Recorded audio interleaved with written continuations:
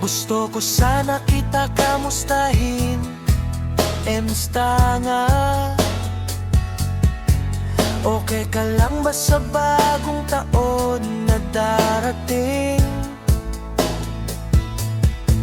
Magkakalat ka lang din ba dahil wala kang kasama? O magpapapansin uli kay Deo Clavading? Ganyan na lang ba ikaw, Emsta nga? Parang kupal, galawang besperadang mahilig magpa-epal. Ang lungkot ng buhay mo, Emsta nga, parang ang kupal. Ikaw ay kupal ni Deo Clavading matapos magsalsa. Siya si Emsta nga, ang babaeng kating-kate, nasa social media para magkalat ng dumi, hindi para maglingkod sa kapwa ng mabuti, kundi maganap at magabol sa mga tite. Totoo naman na nagbayad ka sa isang lalaki. Akala mo kasi Emsta nga papalitan ng pagmamahal. Sa sobra mong tanga, Emsta nga umasa ka sa tite.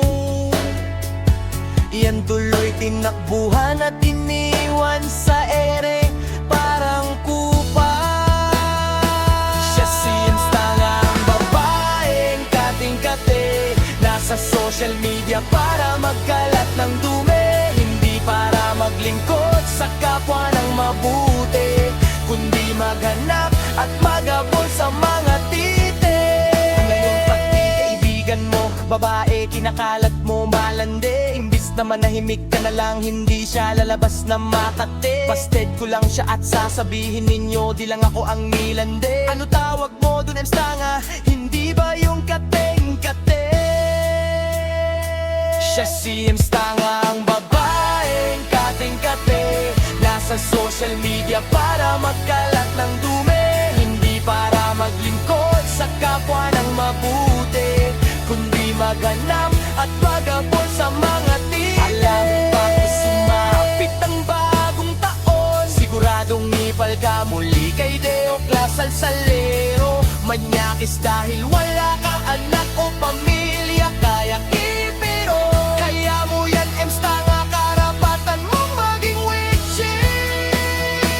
Siya si Emsta nga, ang babaeng kating-kate, nasa social media para magkalat ng dumi, hindi para maglingkod sa kapwa ng mabuti, kundi maghanap at magabol sa mga tite. Siya si Emsta nga, ang babaeng kating-kate, nasa social media para magkalat ng dumi, hindi para maglingkod sa kapwa ng mabuti, kundi maghanap at